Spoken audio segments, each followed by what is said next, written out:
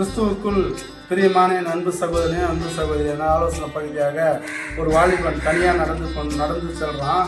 அப்படி செல்லும்போது அவன் கூட யாருமே இல்லை. ஒரு நல்ல ஒரு தனியாக செல்லும்போது அவன் கூட யாருமே இல்லைன்றதுனால அவன் போயிட்டே இருக்கிறான். கொஞ்ச நாள் கழிச்சு பார்த்தோன்னே அவன் கால் தடம் பக்கத்து இன்னொரு கால் தடம் இருக்குது. யார் கால் தடம் அப்படின்னு பார்க்கும்போது அவன் கேட்டான், நான் யாருக்கு அப்படின்னு தெரியலன்னு யோசிக்கிறப்போ ஆளுநர் சொன்னார், மகனே நான் உன்னோட கூட எங்கும் வருவேன், எப்போதும் உன் கூடவே இருப்பேன் மகனே அப்படின்னு சொல்லி ஒரு சத்தம் கேட்சான். அப்படி கேட்கும்போது அப்படியே பேசினே போகிறாங்க. ஒரு காடு வழியில் போகும்போது ஆண்டவர் கால் தரமும் இருக்குது, இவனுடைய கால் தரமும் இருக்குது. அப்போ ஒரு ஆறு கடக்கும்போது இவன் திடீர்னு என்ன பண்ணுறான், ஒரு கால் தடம் இருக்கிறத பார்த்து பயந்துறான். ஆண்டவரே என்னை கைவிட்டீங்க ஆண்டவரே, எங்கே போயிட்டீங்க ஆண்டவரே அப்படின்னு கேட்கும்போது, மகனே உன்னை ஏந்தி சுமந்து கொண்டு நான் தான் மகனே வந்தேன், அது என்னுடைய கால் தடம், உன்னுடைய கால் தடம் இல்லை மகனே அப்படின்னு சொன்னாரான். அப்போ இதை கேட்டுக்கொண்டு இருக்கிற என் அன்பு சகோதரனே, அன்பு சகோதரியே, அந்த சகோதரன் வாழ்க்கையில் அவன் தனியாக நடந்து போகிறான். நான் ஆண்டவராகிய இயேசு கிறிஸ்து அவனோடு கூட அவனை தப்பி வைத்ததை நாம் பார்க்குறோம்.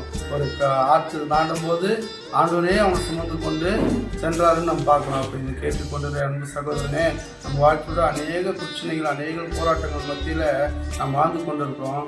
எல்லா சுமையும் ஆண்டவர் சுமந்து கொண்டுறார். நம்மளால் எல்லா கஷ்டத்தையும் நாம் சுமக்க முடியாது. ஒரு சில நேரங்களில் ஆண்டவரே நம்மளுக்கு பொறுப்பெடுத்து நம்ம கூட நம்மளை ஏந்தி நம்ம சுமந்து நம்ம தப்பு வைத்து நடத்தி கொண்டுறாரு. நாம் சுமந்தோம், நாம் தான் ஐயோ ஆண்டவரே என்னை விட்டு போயிட்டு நாம் அநேக நேரம் புலம்புறோம். அந்த சகோதரனும் ஆண்டவரே எங்கே போயிட்டீங்க, என்னை விட்டுட்டீங்களா ஆண்டவரே, என் கால் தடம் மாத்திரம் தான் ஆண்டவர் இருக்குன்னு சொன்னான்னா, இல்லைப்பா உன் கால் தடம் இல்லை என் கால் தடம் அப்படின்னு சொல்லி ஆண்டவர் சொன்னார். அப்போ இன்றைக்கு நம்ம பாவங்களுக்கும் நம் வீடுகளுக்கும் நாம் அடிக்கப்பட வேண்டிய அடிகளுக்கெல்லாம் ஆண்டவராக இயேசு கிறிஸ்து அடி வாங்கி நம்ம சுமந்து நம்ம வீட்டு வச்சுட்டு இந்த பூமியில் வைத்திருக்கிறார். அப்போ நாம் செய்த பாவங்களுக்கு அவர் தான் அடி வாங்கினார்.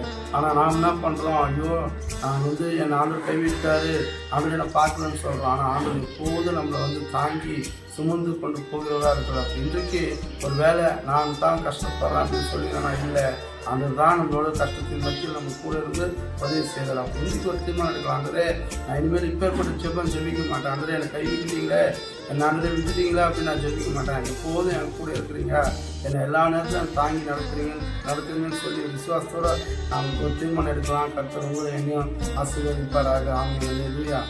நான் வாழும் இடங்களில் அழைப்பை மறவாமல் வெளிச்சம் கொடுத்திட விரும்புகிறேன். நற்செயல் செய்வதில் சோர்ந்து போகாமல் உம்மை போல் வாழ்ந்திட விரும்புகிறேன். அன்பு, சந்தோஷம், சாந்தம், சமாதானம் ஆவியின் கனி தர விரும்புகிறேன். கடைசி வரையில் நிலைத்து நின்றிட உமது